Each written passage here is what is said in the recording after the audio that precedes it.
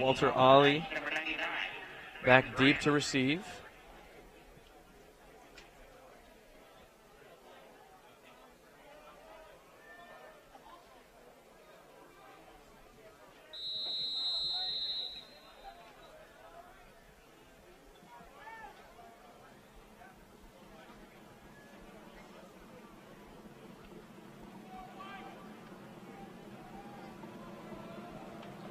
As well as number 19, Danny Willis, is back there. That'll be fielded once again by Ollie. He stumbles a little bit, but he gets back on his feet. Past the 20-yard line, gets past the Knights defenders, and he is loose! Down past the 40 into Knights territory, and he'll be taken down around the 25-yard line of Wartburg. What a return there by Walter Ollie. I don't think this game can get much back and forth than what it already is. Usually Wartburg will score a touchdown and Loras will come fighting back, and with such a long kick return, that's something Loras has to be proud of in hopes of getting back on top of the scoreboard here. So after two virtually identical kick returns from Walter Ollie, he comes out and gets a return of about, or his return is good to get him down almost to the red zone. They haven't even run a play yet. Hands it off. Zach Minch on the carry for that one. And he's taken down at about the line of scrimmage. So 2nd and 10 now. Good defense there by Wartburg. Baumhover lined up in the gun with Minch to his left now. Takes the snap. Tosses it over to his receiver, and he'll get into the end zone. John Powers receiving touchdown. So right after Wartburg scores, Loras makes their way right down the field on a kick return and scores in two plays, rather. Make it 14-13. That drive lasted about 44 seconds.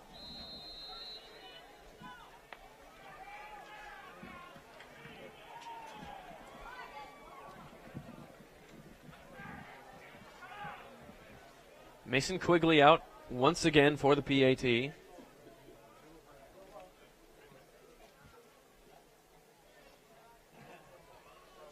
Kick is up, and it is through the uprights, so that'll tie things up once again.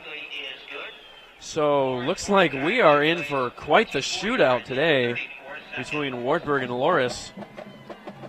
Loras fighting hard. They have not won a game so far this season, and they want to change that. Meanwhile, Wartburg is right at 500 on the season, and they want to get back on the winning side of things. Yeah, I think if you're defensive coordinator Chris Winter, I think you kind of have to at some point be frustrated with, I don't necessarily think there was a lack of blocking from Wartburg, but at the same time you have to be frustrated with Loras coming right back after you score and scoring themselves. Which to Wartburg's defense today has allowed more points than it allowed all of last week in not even half of the first quarter has passed. Well, just half, more like. Brockway back deep to receive the kick once again. Our Division I scoreboard today brought to you by First National Bank. Mason Quigley. Update from around the Iowa Conference. Simpson leads Luther 7-3 in the first quarter. And that game is being played in Decorah. Central and Co. are scoreless as of now. That game started at 1 also. Here's the kickoff. Brockway back deep, and he'll field that right at the goal line. And he'll be stopped short of the 20. Good work by the Loras special teams there. And Brockway will be taken down at the 19-yard line, and that's where the Knights offense will start their drive. So some of the key leading returning players for Wartburg are Sawyer Anderson, Jake Coberman, Dalton Civarelli, Riley Brockway, Hunter Baldus, Quincy Griffith, Rob Rotler, Brendan Schott, Nolan Boyd, Derek Schipper, Seth Hessness, and Joe Stearns. And obviously some of those are out right now due to injury. Sasha takes the snap. Rolls to his right. Throws complete to number 23, Nick Wall. And that'll be good for a Knights first down. Basket leads. Stacia's basket leads to number 23, Nick Wall. And it's another Wartburg. First and 10 at the 35. Clock is rolling.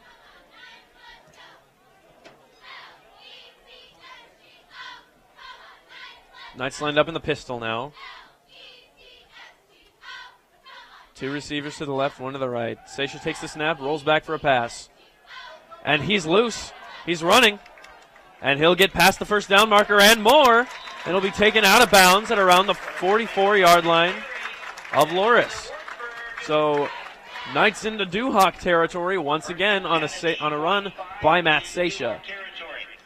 We'll place that ball at the 45-yard line.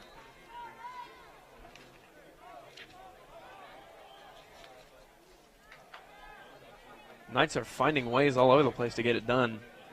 On his feet, Matt Stacia has 90 yards so far this season running, and obviously that was several more yards that he can add to that season total. Yeah, he's up to at least 100 now. And flags fly. I think that's going to be a false start.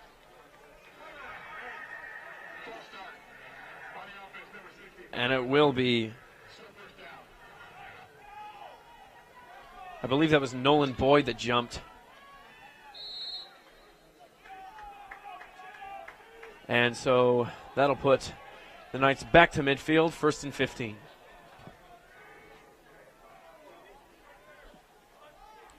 Stacia takes a snap, hands it, and he'll get brought down after a big gain. Not quite for the first down, but that's good for a second and manageable. And that was once again Dylan Binion on the carry, number 25. He had a big week last week. Freshman did over 100, or 2 weeks ago rather, over 100 yards on the ground against Finlandia. Just an overall great offensive day for the Knights. Knights line up in the pistol now. And Binion will take the ball again. And he's loose. And he'll be brought down at around the 13. So far, Dylan Binion once again, a big run. So far, Dylan Binion on the year has 127 rushing yards, which is good enough to be third best on the team.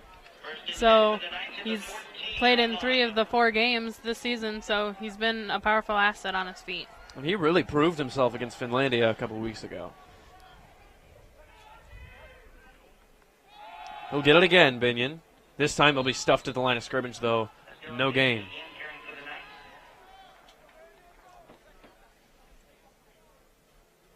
So 2nd and 10 on the Loras 14. They have to get to the 4 for a first down, and obviously they have to get to the goal line to score in this situation. This is the pistol here. Here's Stacia. Rolling left. Oh, and he pitches it off to Binion. What a move by Stacia. Binion is in for a touchdown.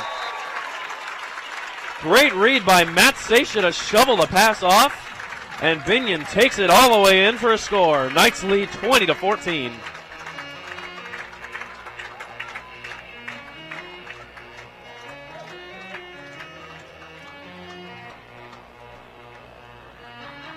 Braden Brand on for his 3rd PAT attempt of the first quarter.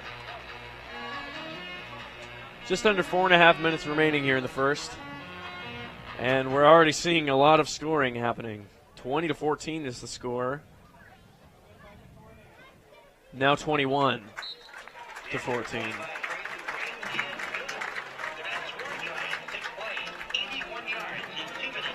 6 plays, 81 yards in about 6 minutes off the clock. Yeah, what a great connection between Matt Stacia and Dylan Binion. You know, I think Matt Stacia kind of worried himself a little bit thinking he didn't know what to do with the ball, but he proved everyone wrong and just pitched it back to Dylan Binion for what was a great and much-needed touchdown for Wartburg. No one really knew what to think of Matt Stacia coming into the season, as he followed up arguably the greatest quarterback in Wartburg's history and Logan Schrader. But he has proven this year that he's got a good head for football on his shoulders, and he proved it right there.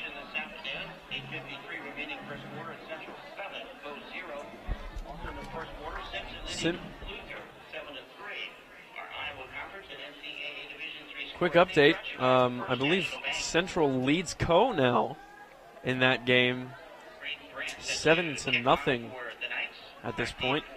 That's going to be an important game for the Iowa Conference, as those two teams are battling it out for first place. In the Iowa Conference so far this week, it's Luther at Simpson, Central at Co, Nebraska Wesleyan at Dubuque, and then Loras here at Wartburg.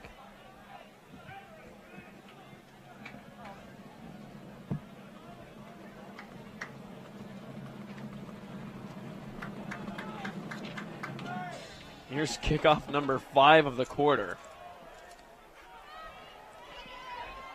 Ollie's back there again, and he's loose once again. And he'll be brought down and around the 44-yard line. Another good return by Walter Ollie on that play.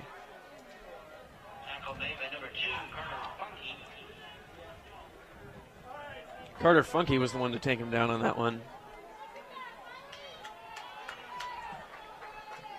And the Duhawks will begin their drive from their own 44-yard line.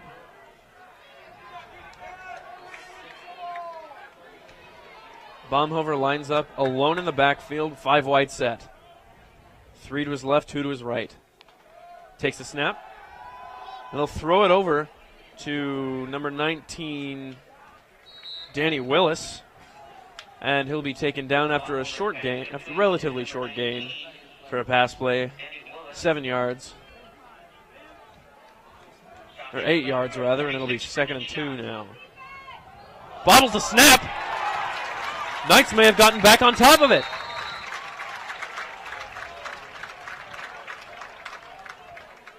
The Knights are pointing their way, and obviously Duhawks are pointing their way, and the Knights got it. Another fumble for Nolan Baumhover today.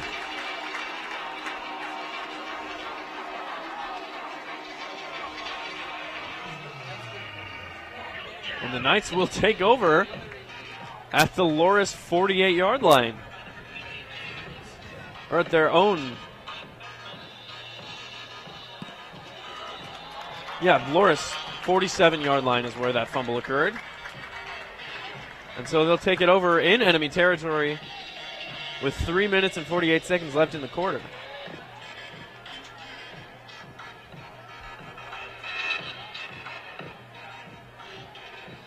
Refs giving confirmation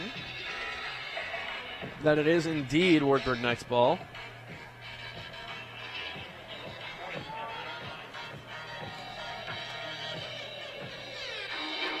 And this would be a situation where instant replay would help, but Division III doesn't really have the capabilities to utilize that.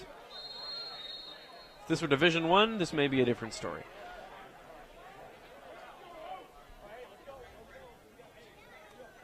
Seisha lines up in the shotgun. And he'll hand it off. Play action pass, rather, and that's diving. Nothing doing there by Griffin Brennick. Brennick, rather.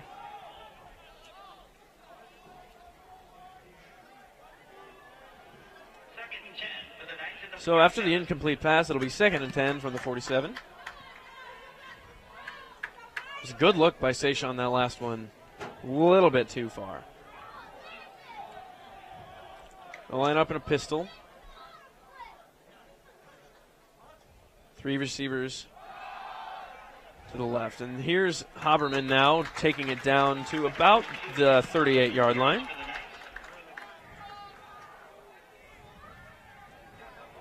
The 41, rather. That'll bring up a 3rd and 4. Clock is ticking. 3 minutes, 20 seconds remaining in the first quarter. Seisha lines up in the gun. Takes the snap. We'll go back to pass.